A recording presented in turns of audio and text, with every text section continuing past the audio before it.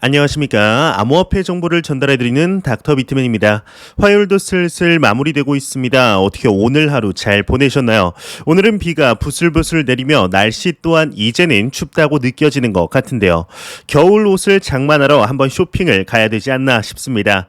얼마 전에 가을 올 줄 알고 가을 옷을 장만했는데 이거 참 가을 옷을 한 3일 입고 날씨가 추워져서 참 난감했었습니다. 항상 몸 건강 챙기시길 바라면서 화요일의 마무리는 과연 어떠한 소식들이 반겨주게 될지 한번 보도록 하겠습니다. 현재 비트코인을 포함한 암호화폐 시장의 가격이 계속해서 상승을 하며 신고가 랠리가 이어지고 있는데요. 이러한 긍정적인 장 상황이 지속이 되고 있지만 그럼에도 부정적인 소식들은 나올 수밖에 없는 것 같습니다. 혹시 여러분들 디카르고라는 알트코인을 알고 계시나요? 과거 엄청난 상승률을 보여주었던 알트코인이었는데 제 지인분들 중에서도 이 코인으로 꽤 괜찮은 수익률을 냈던 분들이 계셨습니다. 그런데 얼마 전 하나의 소식이 나오게 됩니다. 바로 유통량 조작설 논란이 퍼진 것인데요. 이 시세가 폭락하는 일이 발생을 하였죠. 이때 당시 업비트에게 소명하라라는 이야기들이 상당히 많이 들렸는데 오늘 소식이 나왔습니다. 업비트가 과연 어떠한 이야기를 했을지 같이 보도록 하겠습니다. 업비트, 디카르고 유통량 조작 의혹 소명 받았다 헤드라인이 장식이 되어 있습니다. MTN 단독 보도에 따르면 카카오페이 관련 코인으로 알려진 가상자산 디카르고의 경우는 최근 유통량 조작 논란에 휩싸인 가운데 업비트 측의 소명 입장을 전달한 것으로 확인되었다고 합니다.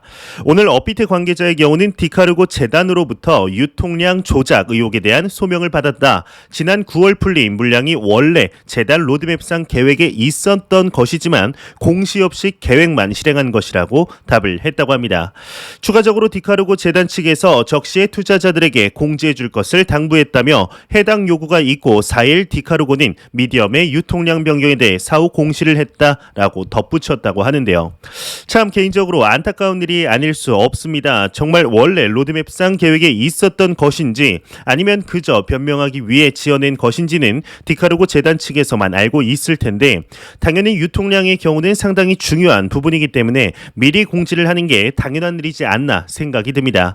그래도 이제 하락분에 비해서는 조금은 회복한 모습을 보여주고 있는데요. 디카르고를 가지고 계신 분들에게 도움이 되지 않을까 싶어서 한번 가져와 봤습니다. 이러한 소식과 더불어서 조금은 이상한 내용의 기사가 있어서 가져와 봤습니다. 현재 미국을 기준으로 노동력 부족 문제가 심각하다는 내용 한 번씩 들어보셨으리라 생각이 듭니다. 코로나로 인하여 실직에 놓였던 사람들이 다시금 직장으로 복귀하지 않는 현상을 나타내는데요. 이에 오늘 새로운 소식이 나왔습니다. 암호화폐 시장이 노동력 부족 현상에 기름을 부을 수 있다고 하는 이야기가 나왔는데 과연 어떠한 내용인지 같이 보도록 하겠습니다. 암호화폐 노동력 부족 부채질을 할 수 있다 헤드라인이 장식이 되어 있습니다. 연합인포맥스에 따르면 암호화폐 가격 상승이 노동력 부족 사태를 부채질할 수 있다는 연구 결과가 나왔다고 합니다. 리서치 회사인 시빅사이언스의 경우는 지난 10월 미국 내 수천 가구 대상으로 이제 실시한 조사에 따르면 응답자의 11%는 디지털 자산 가격 상승으로 직장을 그만둔 사람들을 알고 있다 밝혔다고 하는데요. 저소득층에 이제 속할수록 암호화폐 투자로 직장을 그만뒀다고 응답한 비율이 높았다고 합니다. 연구 보고서는 이에 대해서 이 자료는 암호화폐 투자가 어떤 사람들에게는 인생의 수준을 바꾸는 소득을 제공하는 반면 부유한 사람들에게는 소득의 원천이라기보다는 자산 다양화의 수단이라는 점을 의미한다라고 적혀 있는데 이 중에 23%의 비율이 단기 투자, 28%는 장기 투자를 지향하고 있다고 합니다.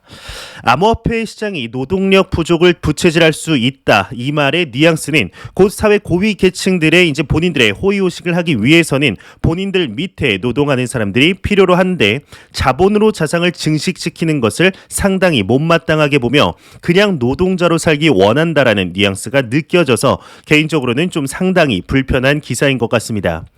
현재 우리가 살아가는 세상은 항상 말씀드리지만 자본주의 시스템화에 돌아가고 있습니다. 이러한 자본을 통한 자산을 증식을 하는 것을 사회 고위 계층들은 굉장히 싫어하죠. 밑에 노동자들이 있어야 자기들이 편하게 살아갈 수 있는데 일반 시민들이 이러한 것을 깨닫고 본인들과 동일하게 자산을 늘려간다면 그것만큼 불편한 것이 없을 것입니다. 그렇게 여러분들도 아시겠지만 교육 과정을 보게 되면 성실하게 살아가는 것이 성공인 양 이야기를 하고 있죠. 그 어떠한 교육 과정에서도 자본을 소유해서 자본가가 되어야 한다는 내용은 찾아볼 수가 없는데요. 우리는 깨달아야 합니다. 자본을 소유한다는 것이 어떠한 의미를 가지고 있는지, 그렇기에 일정 자본이 모이기 위해서는 어느 정도 기간의 노동력이 필요하며 어느 순간 특이점이라고 할까요? 자본의 증가 속도를 본인의 노동의 소득이 따라가지 못하는 타이밍이 오게 됩니다. 그러한 투자 경험들이 쌓이면서 자연스럽게 투자 지식들과 자산에 대한 특성을 이해할 수 있게 되는데요. 우리는 그 누가 뭐라고 해도 자본가가 되기 위해서 노력을 해야 합니다. 절대로 트레이더가 되려고 하지 않으셨으면 좋겠습니다. 단기간을 놓고 보았을 때 가격의 변동성을 맞추는 것이 높은 수익을 볼 수 있어도 궁극적으로는 자본을 소유하고 오랜 기간 시간을 투자한 사람들을 이길 수가 없습니다. 참 기사를 보면서 좀 화가 난 것이 지난 은성수 전 금융위원장의 잘못된 길을 가면 어른들이 얘기해줘야 한다 이후로 좀 오랜만인 것 같은데요. 궁극적으로 경제적 자유를 이루기 위해서는 자본가가 되어야 하는 것이 가장 필수적인 요소라는 것 잊지 않으셨으면 좋겠습니다. 이러한 부정적인 내용들도 나오고 있지만 그럼에도 긍정적인 소식들은 계속해서 나오고 있습니다. 현재 비트코인이 장중 68,300달러라는 신고가를 갱신한 후에 이더리움뿐만 아니라 암호화폐 전반적으로 상당히 움직임이 좋습니다. 이러한 가격 상승의 상황 속에서도 비트코인의 고래들이라고 하죠. 기관 투자자들과 고액 자산가들의 경우는 계속해서 축적 모드에 돌입하고 있다고 하는데요. 어떠한 내용인지 같이 한번 보도록 하겠습니다. 비트코인 거래 축적 모드 지속하고 있다. CEX 공급 점유율 최저치를 기록한다. 헤드라인이 장식이 되어 있습니다. 12개월 동안 비트코인을 이동하지 않은 주소, 즉 장기 보유자들이 매일 무려 6,500만 BTC를 이동시키고 있다고 합니다. 중앙화 거래소 보유 비트코인 공급 점유율도 최저치인 12.9%로 하락하면서 비트코인 투자자의 축적 모드는 계속되고 있다고 설명을 하고 있는데, 비트코인이 이동 중이라는 것은 중앙화 거래소이죠. 업비트나 바이낸스, 빗썸 등 이러한 거래소에서 익명의 주소로 이동을 하고 있다는 것이며, 또한 중앙화 거래소의 점유율이 낮아진다는 것은 매도할 생각이 없다, 즉 매도 압력이 낮아지고 있다라고 분석할 수 있는데요. 이 말인즉슨 추가적인 상승을 기대할 수 있는 시그널로 받아들일 수 있겠죠. 가격이 신고점에 도달을 했음에도 비트코인의 고래들과 채굴자들이 매도의 의사를 전혀 보여주지 않고 있다는 것이 마치 지난 2020년 10월경 비트코인의 엄청난 상승 전의 모습을 그대로 이제 보는 것 같아 기대감이 고조되는 것 같습니다. 이러한 소식과 더불어서 상승에 관한 시그널이 계속해서 나오고 있습니다. 어제는 하나의 소식이 나오게 되는데, 바로 바이낸스의 비트코인 선물 숏 포지션이 대량으로 청산이 되었는데 이 규모가 무려 6개월 내 최고 규모라는 것이었죠. 이에 오늘 추가적인 소식이 나왔습니다. 역시 청산은 누구나가 다 모두 두려워하는 것으로 보이는데요. 어떠한 내용인지 같이 보도록 하겠습니다. 글래스노드의 데이터에 따르면 비트코인, 이더리움이 오늘 신고가를 경신하면서 비트코인 숏 포지션이 무려 94.228%가 청산되지 않기 위해 포지션을 닫았다고 합니다. 이를 보았을 때 이제 투자자들의 투자 심리가 매수 쪽으로, 즉 단기적으로는 비트코인이 하락하지 않을 것 같다라고 생각을 하는 것인데요. 투자자들의 이러한 단기 상승에 대한 심리에 저도 개인적으로 공감을 하고 있습니다. 뿐만 아니라 아직 시작도 안 했다고 생각을 하는데요. 비트코인의 신고점에 도달을 하였지만 여러분들 주변을 보시게 되면 아직까지도 비트코인에 관심조차 없는 것을 볼 수가 있습니다. 수많은 매스미디어에서도 보도가 나오지 않고 있죠. 개인 투자자들의 투기 자본, 즉 포모가 일어나기 위해서는 적어도 비트코인의 가격이 한화 기준 1억 원에는 도달해야 되지 않을까 싶은데요. 1억 도달 후에 수많은 자본의 유입이 이루어질 경우 1억을 넘어 플랜 B가 말했던 연말 가격에 도달할 수 있게 되지 않을까 생각이 듭니다. 이런 소식과 더불어서 얼마 전 미국의 SEC에서 비트코인 선물 ETF를 승인시켜 주었다는 사실을 다 알고 계실 겁니다. 이와 더불어 이제는 선물이 아닌 현물 ETF 이제 승인 여부에 많은 관심이 모이는 것이 사실인데요. 올해 안에 승인이 날 것이냐 말 것이냐의 의견들이 나뉘는 상황 속 현재 많은 기관들이 현물 비트코인 ETF를 신청하고 있는 상황이죠.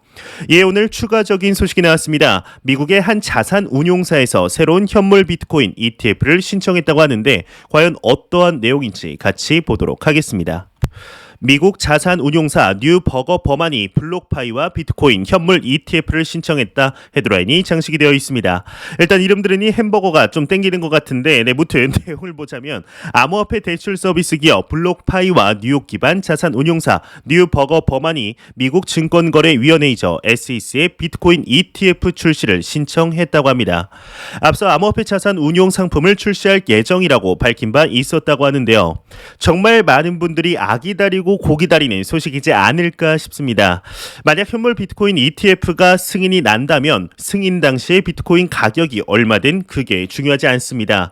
기존의 암호화폐 시장의 규모를 더 확장시킬 것으로 보는데 지난 10월 당시 선물 ETF가 승인이 되면서 SEC가 암호화폐 시장에 대하여 어느 정도 인정을 했다는 시그널로 많은 투자자들이 받아들이게 되었습니다. 이를 시작으로 기존의 정부의 입장이 확실하지 않았기 때문에 머뭇거리는 기관 투자자들의 유입세를 볼 수 있었는데요. 만약 금융의 중심이라고 불리는 미국에서 현물 비트코인 ETF가 승인이 된다면 그때야말로 이제는 암호화폐 시장이 시작했다라고 말씀을 드릴 수 있을 것 같습니다. 또한 비트코인이 현재 기관들과 고액 자산가들 사이에서 매수를 하고 있는 이유는 인플레이션 해지 자산이라는 인식이 더 확고히 될 것이며 투기와 도박이라는 인식이 상당 부분 해소될 것으로 보이는데요. 여러분들이 생각하시는 현물 비트코인 ETF의 승인 시기는 언제신가요? 개인적으로는 이번 연도는 조금 힘들이라 생각이 드는데 얼마 전 글로벌 1위의 암호화폐 펀드를 운용하는 그레이스케일에서 SEC의 GBTC 펀드를 ETF로 전환하는 신청서를 제출했었습니다.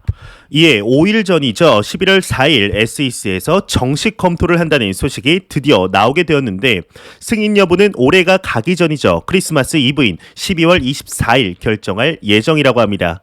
과연 이때 승인이 나게 될지 아니면 내년으로 미뤄지게 될지 한번 지켜보도록 하겠습니다. 이러한 소식과 더불어서 최근 대한민국 정치에서 암호화폐 시장에 대한 이야기들이 계속해서 나오고 있습니다. 특히나 과세에 대한 이야기들이 많이 나오고 있는데요. 여당, 야당 할 것 없이 2023년으로 미뤄야 한다는 의견들이 지배적으로 나오고 있는 상황 속 오늘 새로운 소식이 나왔습니다. 홍남기 경제부총리가 이야기를 했다고 하는데 본인에게 과세 유예를 강요하지 말라고 했다고 합니다. 참 개인적으로 참 억장이 무너지는 소리인데 어떠한 내용인지 같이 보도록 하겠습니다. 홍남기 가상자산 예정대로 과세해야 정치권 유예 요구 일축했다. 헤드라인이 장식이 되어 있습니다. 홍남기 경제부총리의 경우는 가상자산에 대한 과세를 유예하라는 정치권의 요구를 재차 일축했다고 합니다. 국회 기획재정위원회 전체 회의에서 김태년 더불어민주당 의원의 경우는 가상자산에 대한 과세 유예와 관련해 정부가 국회와 입장을 같이 해줘야 하는 것이 아니냐라고 묻자 홍 부총리는 작년에 여야가 합의해준 취지나 과세 필요성을 보면 저는 예정대로 과세해야 되지 않나 싶다라고 답변을 했다고 합니다. 이제 추가적으로 과세 유예는 법을 개정할 문제인데 여야가 합의해 정부 의사와 관계없이 개정하게 하겠다 하면 이제 어쩔 수 없겠지만 과거 여야가 합의를 했고 과세 준비도 되어 있는데 유예하라고 강요하는 건 좀 아닌 것 같다라고 말했다고 하는데요. 이 대답을 듣고 여러분들과 제가 생각하는 것은 동일하지 않을까 싶습니다. 좀 당신이 좀 아닌 것 같다라고 생각하실 것 같은데 그리고 가상자산에 대한 과세 시스템을 제대로 갖추고 있느냐라는 질문에 대하여 자신 있다라고 말했다고 합니다. 글쎄요, 정말 완벽한 과세 인프라를 갖추고 있을지 의문입니다. 해외 거래소와의 인프라는 잘 되어 있는지 또한 현재 암호화폐 카드를 통한 출금에는 어떻게 추적해서 붙일 것이며 얼마 전 이제 금융위원회에서 이러한 소식이 나왔습니다. 그 대체불가 토큰이죠. NFT에 대해서는 가상자산이 아니다라는 지침이 발표가 되었었는데 그렇다면 암호화폐를 통해 NFT를 구매 후에 다시 팔게 되었을 때 이에 대한 과세는 어떻게 할 것인지 조금만 생각해도 허점들이 너무나 많은데요. 정말 내년이죠. 2022년 1월 1일 암호화폐에 대한 과세를 시작하게 될지 지켜보도록 하겠습니다. 그냥 1년 더 유예를 하는 편이 여러모로 좋을 것 같은데 참 답답한 마음을 숨길 수가 없네요. 매일같이 나오는 리플 XRP에 관한 소식이 오늘도 또한 나왔습니다. 현재 미국의 증권거래위원회이죠. SEC와의 소송으로 힘든 나날을 보내고 있는 가운데 그럼에도 참 사업 확장을 잘하고 있는 것으로 보이는데요. 오늘은 새로운 파트너십 소식이 나왔습니다. 어떠한 곳과 파트너십을 맺었는지 같이 한번 보도록 하겠습니다. SBI 리플 아시아 태국 아유타야 은행과 파트너십을 맺었다 헤드라인이 장식이 되어 있습니다. 리플사와 일본 SBI 홀딩스의 합작 회사 SBI 리플 아시아가 태국의 대규모 은행 아유타야 은행과 이제 파트너십을 맺었다고 합니다. 이번 파트너십을 통해 아유타야 은행은 태국과 미국 및 이제 유럽 간 분산 원장을 활용해 송금 프로젝트를 진행하게 될 예정이라고 하는데요. 이와 관련해 SBI 홀딩스 측은 태국에서 미국과 유럽으로 더 빠르고 저렴하게 그리고 보다 안전한 금융거래를 제공할 수 있게 되었다. 리플렛 기술 활용이 늘고 있다라고 언급을 했다고 합니다. 지난 2021년 8월 당시 리플사의 경우는 글로벌 머니 익스프레스 즉 GME와 파트너십을 체결하며 태국으로의 송금을 확장시켰습니다. 지속적으로 이제 동남아시아 쪽을 공략하는 것을 볼 수가 있는 것 같은데요. 현재 여러 악조건 속에서도 완만하게 사업을 확장하는 리플사의 모습을 보게 되었을 때 가끔씩 이런 생각이 들기도 합니다. 만약 SEC와 소송이 걸리지 않았더라면 XRP의 가격이 지금쯤 얼마에 도달했을까라고 말이죠. 개인적으로 만약 SEC와의 소송이 해소가 된다면 단기적으로는 $10는 무난히 돌파할 수 있을 것이라 생각하는데요. 참 메이저 코인 중에서 유일하게 지난 2018년 도달했던 가격 근처에도 못 가고 있는 우리 애증의 코인이죠. 팔면 오를까, 추가 매수하면 떨어질까, 이러지도 저러지도 못하게 하는 우리 애증의 코인 XRP. 이제 그만 투자자들 눈에 피눈물 나게 하고 높게 상승하는 모습을 보여주길 진심으로 바라보겠습니다. 안 보고 가면 섭섭하겠죠. 마지막 크립토 공포 탐욕 지수입니다. 가격 상승의 영향일까요? 전날 대비 9포인트 상승한 84포인트를 기록하며 다시 한번 극단적인 탐욕 단계로 전환이 되었습니다. 이 지수는 0이면 공포, 100이면 낙관을 의미하게 되는데요. 현재 비트코인을 시작으로 이더리움을 포함한 암호화폐 시장 전반의 상승의 분위기가 이어지고 있습니다. 이러한 상승장 속에 많은 투자자들의 투자 심리가 올라간 것이 눈에 띄게 보이는데요. 좋습니다. 정말 요즘 신기를 받을 것 마냥 매월 가격을 정확하게 맞춘 플랜 B의 경우는 이번 11월 달 종가를 $98,000 하나로 약 1억 1,600만 원 정도를 점찍어 두었습니다. 지금의 상승세대로 이어간다면 충분히 가능하지 않을까. 또한 만약 이번 달도 정확하게 맞추게 된다면 다음 달이죠. 12월이 상당히 기대가 되는데요. 정말 그렇게 진행이 된다면 좋겠지만 그렇게 되지 않아도 우리는 크게 신경 쓰지 않아도 됩니다. 현재 암호화폐 시장은 천천히 그리고 확실하게 한 발짝씩 올바른 방향으로 흘러 들어가고 있으며 내재 가치는 시간이 지날수록 굳건해지고 있다는 것 잊지 않으셨으면 좋겠습니다. 우리의 투자의 목적이 무엇인지 잊지 마시고 가격이 상승할수록 본인의 자산이 상승할수록 우리의 투자 철학과 자본에 대한 지식이 같이 성장해야만 그 자산을 온전히 다룰 수 있습니다. 절대로 공부를 멈추지 마시고 내가 투자한 자산에 대한 펀더멘탈을 계속해서 확인하시길 진심으로 바라보겠습니다. 마지막으로 코인 마켓캡에서 메이저 탑10 코인들 전반적으로 살펴보겠습니다. 시가총액 1위의 비트코인의 경우는 전날 대비 3.07% 상승한 67,870달러대, 이더리움은 1.29% 상승한 4,790달러대, 3위의 바이낸스는 0.49% 상승했습니다. 646달러대를 보여주고 있으며 우리 게르게 코인 리플 XRP는 왜 혼자 떨어지고 있는지 정말 모르겠습니다. 마이너스 2.08% 하락한 모습으로 1.25달러를 보여주고 있습니다. 네, 그리고 비트코인의 도미넌스는 43.7%, 이더리움의 도미넌스는 19.4%로 암호화폐 시장에 매우 강력한 비트코인과 이더리움의 시가총액 점유율을 볼 수가 있겠네요. XRP 왜 혼자 떨어지고 있는지 모르겠네요. 참 마음이 아픕니다. 네, 제가 준비한 소식은 여기까지입니다. 영상이 도움이 되셨다면 구독과 좋아요 그리고 광고 한 편만 처음부터 끝까지 시청 부탁드립니다. 이 채널은 오직 광고 수익으로 운영이 되게 됩니다. 항상 영상 시청해 주시는 시청자분들, 구독자분들 너무나 감사드립니다. 오늘 남은 시간도 행복한 하루 보내시길 바라면서 저는 더욱더 도움이 되는 영상으로 내일 아침에 출근길 찾아뵙도록 하겠습니다. 지금까지 닥터 비트맨이었습니다. 감사합니다.